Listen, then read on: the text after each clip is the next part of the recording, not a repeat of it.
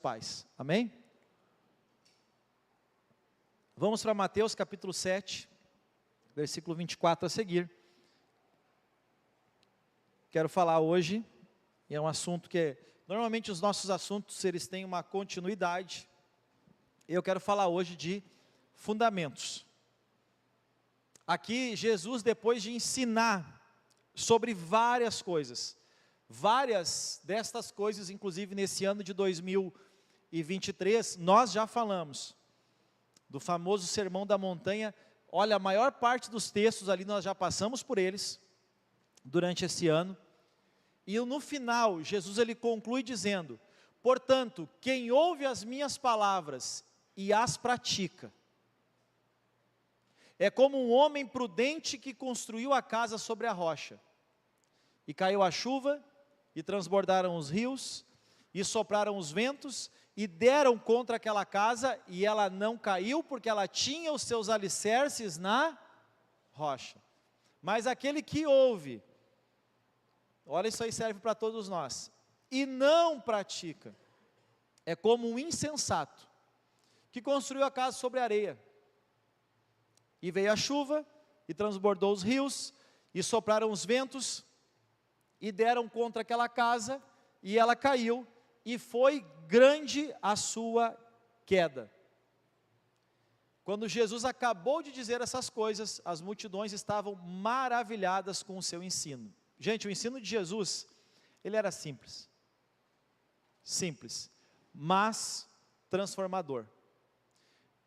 E as coisas mais transformadoras da vida, elas não são complexas, elas são simples. O problema é que a gente não aplica, a gente não pratica. A sabedoria da vida não está no saber. Aliás, o saber, apenas a nível intelectual, ele não muda a vida de ninguém.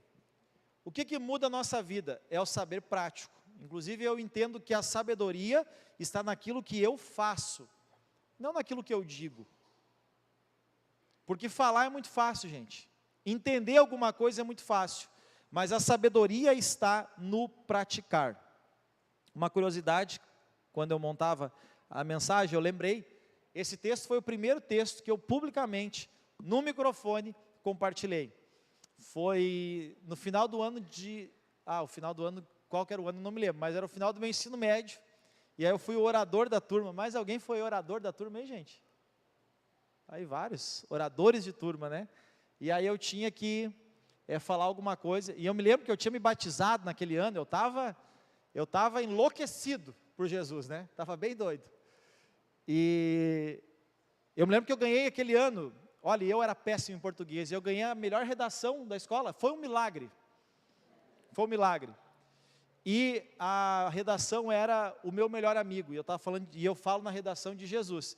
E aí no final do ano, votaram em mim para orador, e ele só pediu uma coisa: ô Cássio, mas tu não vai falar da Bíblia, né? Pelo amor de Deus.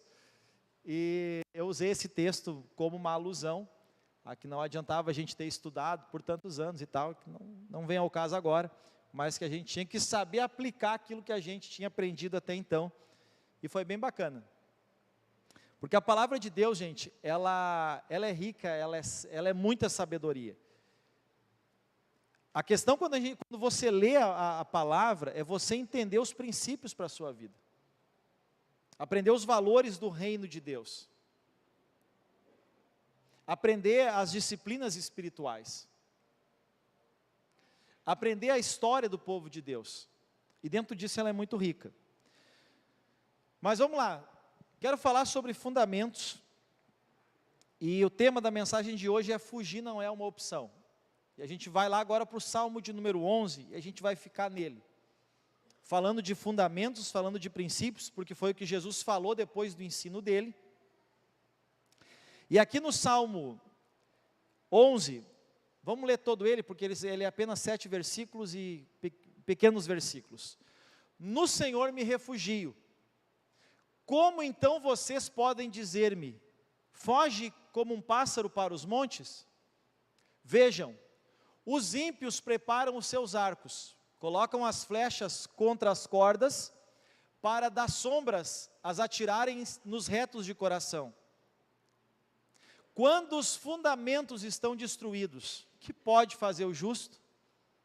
O Senhor está no seu santo templo, o Senhor tem o seu trono nos céus, os seus olhos observam, os seus olhos examinam os filhos dos homens. O Senhor prova o justo, mas o ímpio e a quem ama a injustiça, a sua alma odeia. Sobre os ímpios, ele fará chover brasas ardentes e enxofre incandescente, e um vento ressecante é o que terão. Pois o Senhor é justo, Ele ama a justiça, e os retos verão a sua face. Eu olho para o Salmo 11, e olho para as bem-aventuranças, e eu vejo várias semelhanças aqui, naquilo que Jesus ensinou, e eu ministrei sobre elas alguns dias atrás aqui. Mas o que Davi ele estava falando aqui? Qual era a grande questão que o que Davi quer nos ensinar? Primeiro, gente, o Salmo, ele é uma oração. Normalmente ele é uma oração ou ele é uma canção. Nós cantamos muito aqui da palavra de Deus. Por isso que nós oramos sempre um salmo. Nós estamos orando agora no mês de abril, o salmo de número 46. Porque orando a palavra, nós aprendemos a palavra. Várias vezes eu estou orando, e quando eu percebo, eu estou orando um versículo, eu estou orando um texto da palavra. E a palavra foi escrita para o nosso ensino. A palavra de Deus, ela foi escrita para o nosso ensino. E aqui, o Salmo 11 é mais um salmo de confiança de Davi no Senhor. Mais um salmo onde Davi ele expressa a sua confiança no Senhor. É muito, muito legal, eu até digo para as pessoas, eu quero começar a ler a Bíblia, começa por salmos.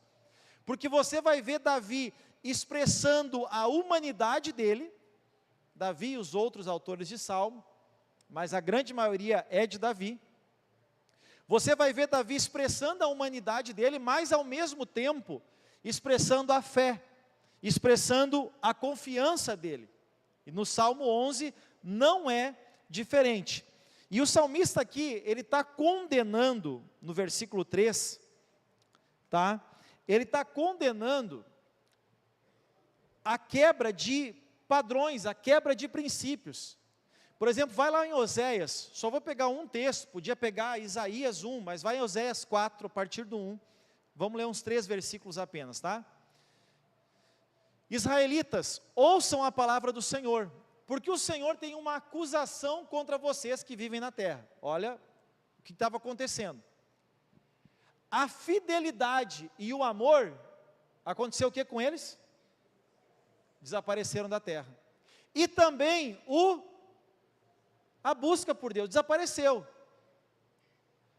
Vocês, ou melhor, só se veem, olha o que se vinha, se via, maldição, mentira, assassinato, roubo e mais roubo, adultério e mais adultério, ultrapassam todos os limites, e o derramamento de sangue é constante. Por isso a terra pranteia, e todos os seus habitantes desfalecem. Os animais do campo, as aves do céu, os peixes do mar estão, a gente não está em extinção, vários animais, sim ou não, gente? É mais ou menos isso, estava todo mundo sofrendo. Por quê? Porque os princípios tinham sido destruídos. Quais princípios? Morais. Do indivíduo, da família, nas questões que a gente vai falar hoje, questões empresariais, questão de negócios,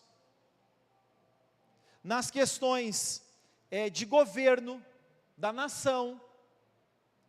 Os princípios eles tinham se perdido, e aí por isso Davi vai dizer, volta lá no 1, Kelly, por gentileza, por isso que o Davi vai dizer o seguinte, alguém disse para Davi diz o Senhor, Davi diz assim, ó, no Senhor eu me refugio. Por quê? Porque o mundo está perdido. Olha o tempo que ele estava falando. No Senhor me refugio. E como vocês podem dizer-me, alguém estava dizendo para Davi, foge como um pássaro para os montes. Qual foi a ideia que deram para Davi? Davi foge.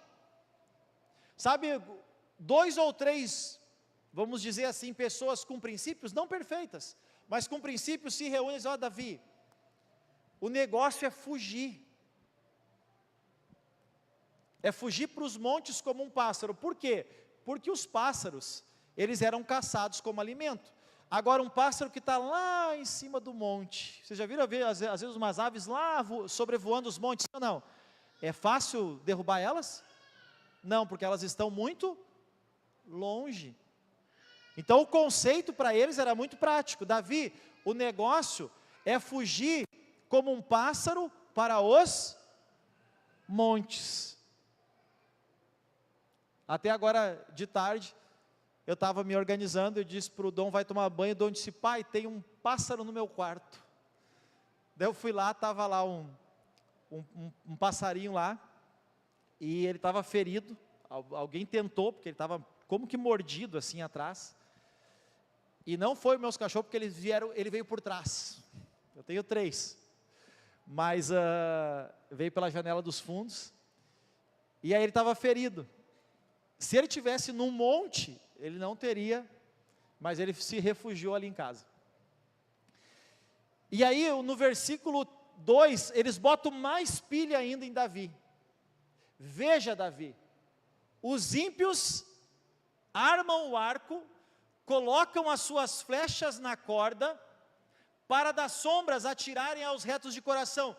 O que eles disseram para Davi? Davi, o arco está pronto, e é das ocultas, são as pessoas malignas, são as pessoas maliciosas, está tudo pronto para atirar, para destruir a vida das pessoas de valores e de princípios, está tudo pronto.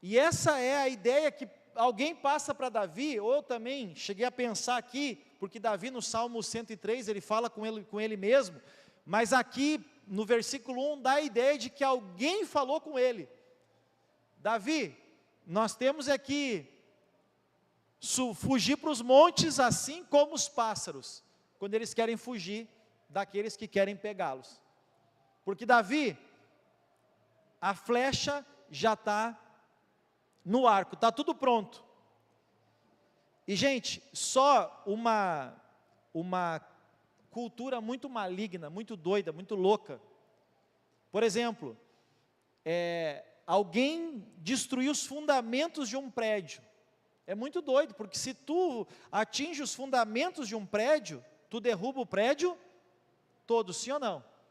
Aí está o versículo 3 já, tá? Se o Davi diz assim, quando os fundamentos são destruídos, porque essa é uma questão, quando os fundamentos são destruídos, o que pode fazer o justo?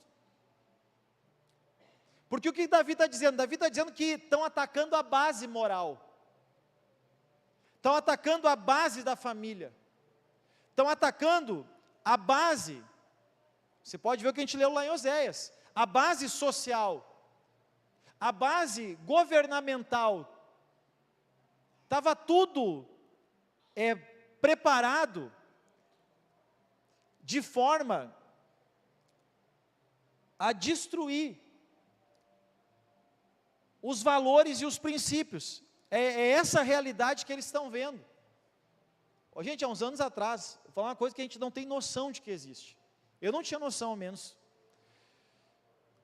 Montaram um grupo de um time. E aí, disseram ali, né, como tinha eu nesse grupo, o pastor Diego lá de Novo Hamburgo, desse mesmo grupo, aí disseram assim, não vamos botar porcaria, vamos aquela coisa, começou bem o grupo, né, só que nós tínhamos um colega, morava em Sapucaia, inclusive o apelido dele no time era o Sapucaia, ele era o lateral esquerdo. Gente do céu, esse cara começou a postar uns vídeos aqui da nossa região, de gangue pegando um da gangue oposta. Gente, é surreal. Eles filmando, eu vi as pessoas cavando a própria cova, e depois eles matam dentro da cova, no WhatsApp. Eu vi, eles amarram o cara e eles abrem o cara vivo. Eu saí do grupo, eu não tive estômago para aquilo. É surreal, aqui. Vocês não estão entendendo o que é a violência hoje. Eu fiquei assustado com as torturas. O grupo foi totalmente respeitador no sentido de pornografia, mas foi assustador no sentido de violência. Quando entrava um vídeo dele, meu coração já começava assim, ó. Eu pensei, eu vou sair porque aquilo me fazia mal, gente. Os da cova, eles tocaram fogo neles vivo, depois mataram. E gravaram tudo. Isso é novo? Não, isso é desde o tempo de Davi. Os justos sendo perseguidos.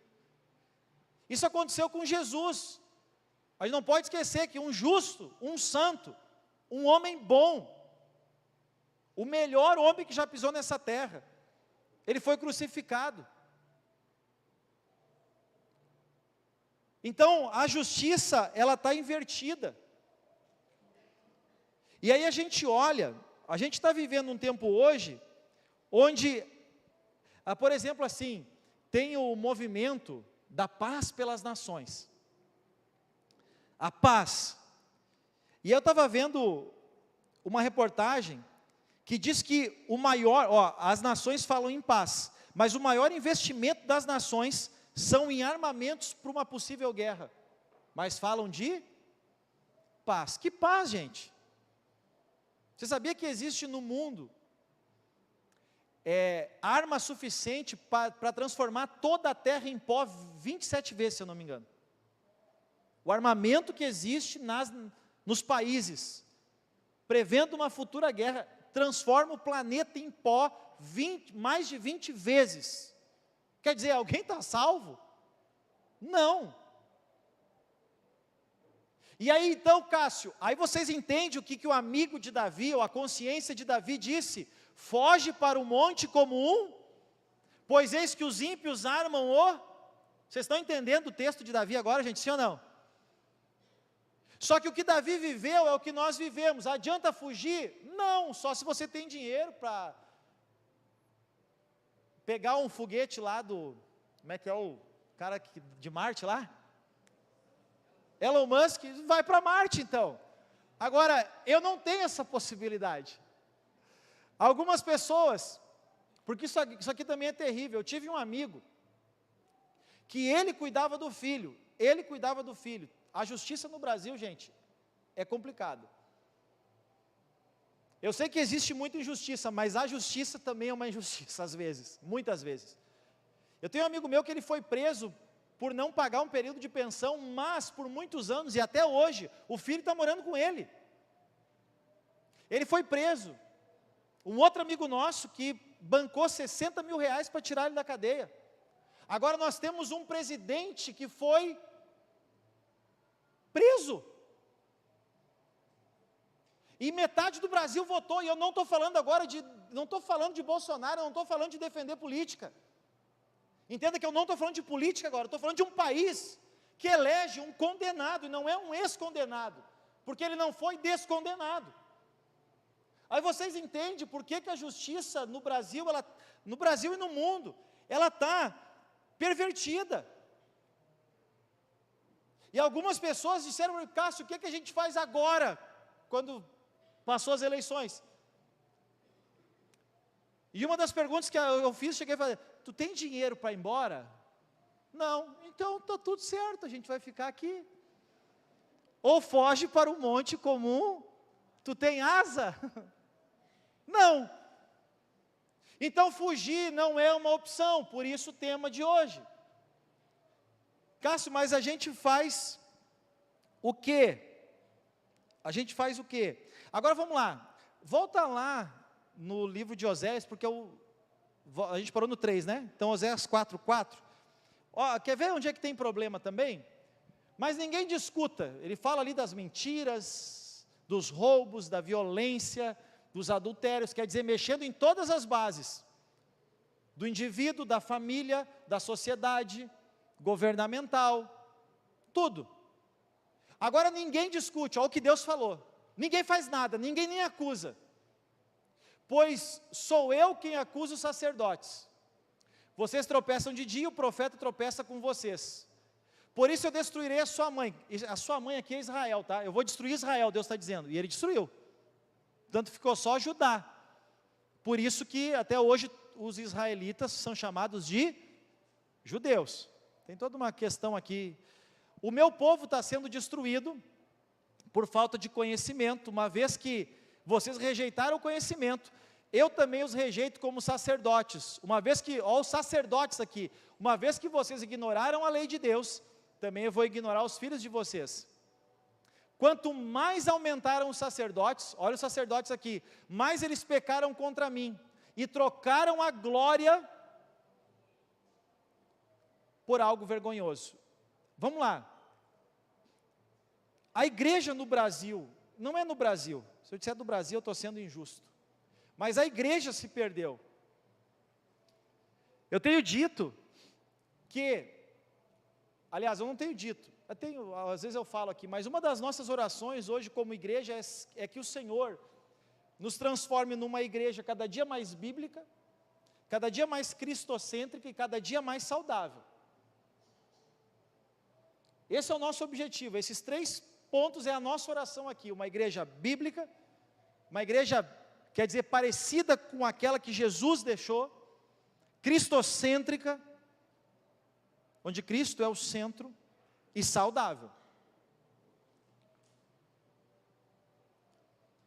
Uma igreja que agregue a família, por isso que nós temos os trabalhos que nós temos, e os trabalhos que nós temos, gente, eu tenho usado uma frase aqui, que os ministérios, que são os nossos trabalhos, eles são para serem usados, e as pessoas para serem amadas e cuidadas, e não os ministérios para serem amados e as pessoas usadas, porque a gente já trabalhou ao contrário, não como eu posso dizer, de propósito, não com a intenção errada, mas às vezes na intenção certa a gente fez a coisa errada. Então hoje a gente está virando essa chave, e temos orado para que Deus comece a mudar o nosso coração. Gente, se fugir não é uma opção, o que nós temos que clamar é para que Deus transforme o nosso coração, porque não tem como fugir. Aí você pensa assim, os Estados Unidos é melhor? Bom, então você não olha nenhuma série, nenhum filme na Netflix, porque se você olhar filmes e séries, você vai ver que o governo americano, e polícia, FBI, não sei o que, também tem corrupção. Agora eu estou lendo uma série da Colômbia, Coração alguma coisa, de tráfico de órgãos. Alguém já viu essa série? É da Colômbia. Aí você vê que o governo, o que essa série está denunciando? Que o governo da Colômbia está envolvido com os tráficos de órgãos. E uma coisa que eu quero fazer o quanto antes, e essa série trouxe isso de volta dentro de mim, eu preciso ver como é que eu faço, porque eu quero ser doador de órgãos. Se não ajudei muito em vida, vamos ajudar ao menos quando morre, né? Porque diz que uma pessoa que doa pode salvar até 7 vidas, imagina, gente. Que bacana isso. E o que vai ser se a gente não doar o órgão? Eu não dou meus órgãos. Já morreu. Vai fazer o que com os órgãos, gente? Mas tudo bem, você é livre. Amém? Eu quero doar tudo que tiver proveito. Amém? Tem proveito? Doa. Amém? Quem mais se anima a doar, ser um doador de órgãos? Uau! A gente tem que informar isso, né? Eu já avisei o meu pessoal. Se eu morrer, doa tudo que der. Pode doar, que vai ser uma alegria para mim. Mesmo depois de morto, tá? Pode até me botar assim no caixão.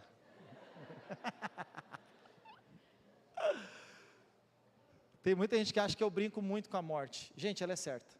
Sinto lhe dizer que se tem a única coisa certa na vida é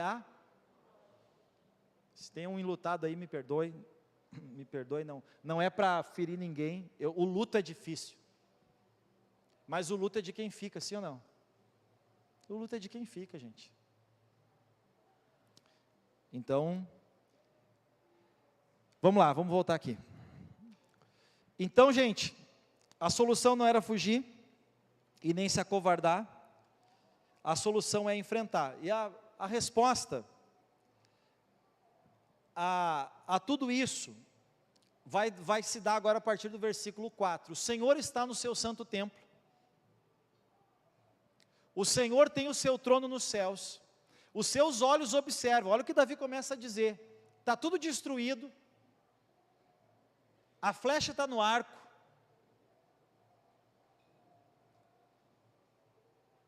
A vontade é fugir. Mas, como suportar as injustiças? Primeiro, crendo na soberania de Deus. Crendo na soberania de Deus. Foi isso que Davi fez. O Senhor Ele está no seu santo templo. Gente, às vezes a gente não consegue ver do nosso lado, ou dos nossos lados, a solução. E eu posso falar isso com muita propriedade. Às vezes do lado a gente não encontra a solução. E aí é a hora da gente olhar para cima. E você vai ter que fazer isso muitas vezes na vida. Porque todos nós, ou já sofremos, ou estamos sofrendo, ou vamos sofrer injustiças. Fica tranquilo.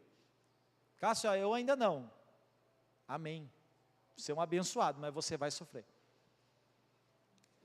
E aí dessa injustiça moral das pessoas, é algo leve.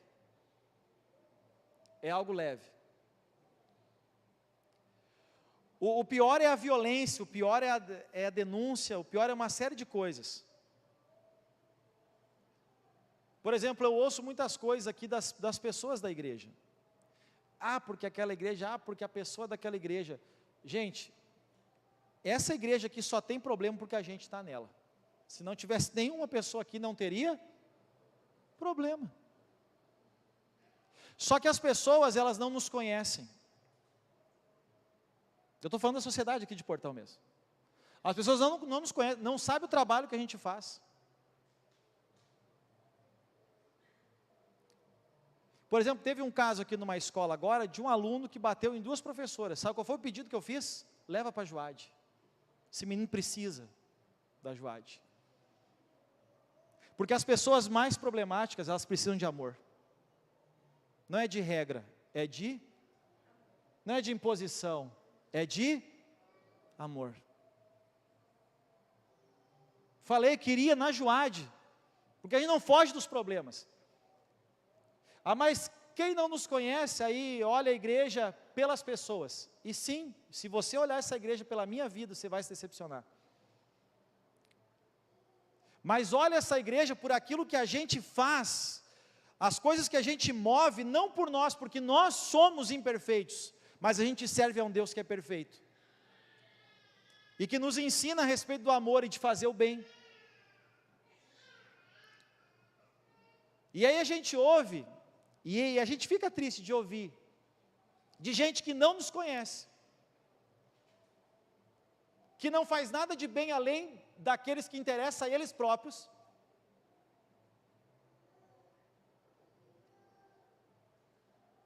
Eu já fui muito convidado para ser padrinho, hoje desistiram. Tem gente que a Grazi é madrinha e eu não sou. E eles ficam me tirando ainda. Vai lá com a Dinda, porque Dindo tu não tem. Eu digo, não tem. Não tem. Agora o seguinte, qualquer uma dessas crianças que precisar, pode me procurar. Adianta ter Dindo e Dinda que nem eu tenho, que eu nem sei se estão vivos ou estão mortos? Quem tem Dindo e Dinda aqui que não sabe se existe ainda hoje? Mais da metade da igreja só. Adianta Dindo e Dindo, na maioria das vezes, sim ou não? Na maioria das vezes, eu não estou botando tudo no mesmo saco, mas na maioria das vezes não adianta. É uma regra minha, é pessoal. Talvez velho eu desista disso, porque eu já mudei tanta coisa, a gente vai evoluindo, amém? Mas no momento eu continuo com o meu posicionamento, de não ser Dindo, mas de estar sempre disposto a ajudar. Porque tem muita gente que é Dindo e não ajuda em nada. E quando eu digo ajuda, não é dar chocolate na Páscoa e presente no Natal e no dia do aniversário. Porque isso é fácil. Difícil é, como eu falei antes, é ensinar. Amém? Dindos e dindas, ajudem os pais a ensinarem. Então há injustiça em muitas coisas que a gente ouve na vida. Há injustiça, sim, nas empresas. Há injustiça numa série de fatores. Mas a gente tem que confiar na soberania de Deus. O que isso nos ensina, gente? A nossa história, ela não está à deriva quando nós tememos a Deus. Amém? A gente não é como uma palha ao léu do vento quando a gente teme a Deus. A Bíblia diz que aquele que teme a Deus, está lá no Salmo 1, é como uma árvore plantada junto a ribeiros de águas, que no devido tempo dá o seu fruto, cuja folha não murcha. Jesus disse que aquele que ouve a palavra e põe em prática, ele é como um homem que construiu a sua casa sobre a rocha, e vai vir as provas, vai vir os tempos difíceis, mas ele vai ficar de pé. Sabe qual é a diferença do justo e do ímpio? É que o justo, numa prova, ele é aprovado, e o ímpio, na prova, é reprovado. Essa é a diferença do justo e do ímpio, não sei se você sabia, segundo as Escrituras. O justo, na prova, ele é aprovado, e o ímpio, na prova, ele vai ser o quê? Reprovado. Então creia, confie na soberania de Deus. Deus observa e prova a todos. Isso gera temor e tremor no nosso coração. Temor porque a gente deve confiar mais em Deus, mas tremor porque isso também serve para nós, cristãos. Então o primeiro ponto é: creia na soberania de Deus, indiferente àquilo que está acontecendo no mundo. É isso que Davi está falando aqui. O Senhor está no seu santo templo. Eu quero lembrar vocês que não tinha templo, porque quem construiu o primeiro templo? Quem construiu o primeiro templo? Salomão. Salomão foi filho de Davi. Não existia um templo, mas Davi está dizendo: o Senhor está no seu santo templo, o trono do Senhor está no céu, e os seus olhos observam, e Ele examina os filhos dos homens.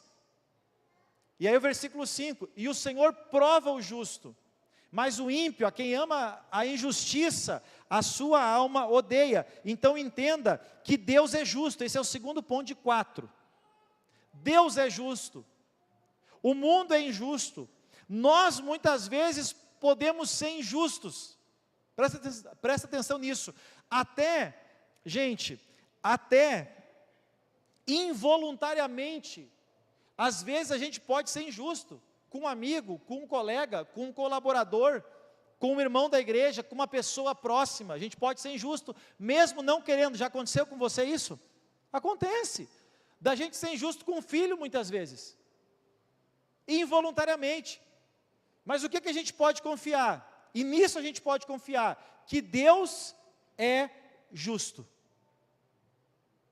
Então, primeiro, Ele é soberano. Segundo, Ele é justo.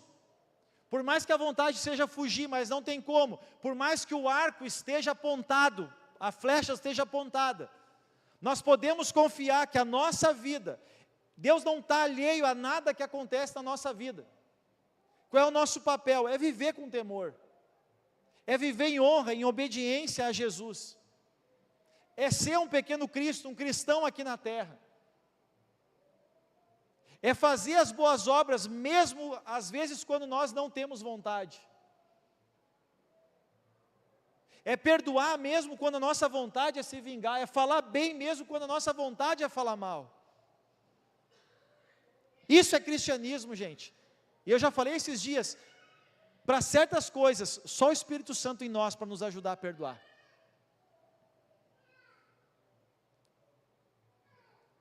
O terceiro ponto, versículo 6.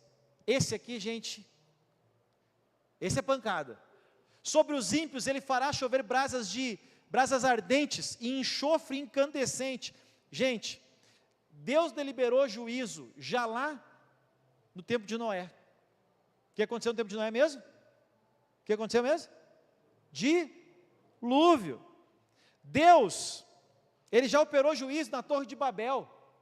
Agora esse texto, e você vai ver muito isso aqui na Bíblia, onde choveu brasas ardentes e enxofre mesmo? Onde? Sodoma e Gomorra. Se você ler o capítulo 1 de Isaías, Isaías vai falar de Sodoma e Gomorra, e outros textos da Bíblia vão falar de Sodoma e Gomorra. Jesus vai falar de Sodoma e Gomorra. Aqui Davi está falando de Sodoma e Gomorra, quer dizer o quê? Que o juízo de Deus, ele veio sobre os babilônios, os sírios, os amalequitas, os persas, os romanos, os egípcios, e assim em toda a história, gente. O juízo de Deus veio. Quem sabe o que a gente está passando no Brasil, e a gente pode pensar isso sim, é um juízo de Deus, realmente. Porque é na hora da pressão que a gente vê a diferença entre aquele que serve a Deus e aquele que não serve. Quando tudo está bom, está tudo certinho.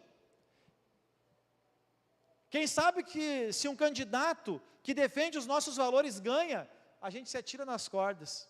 Ah, agora nós temos alguém que teme a Deus lá.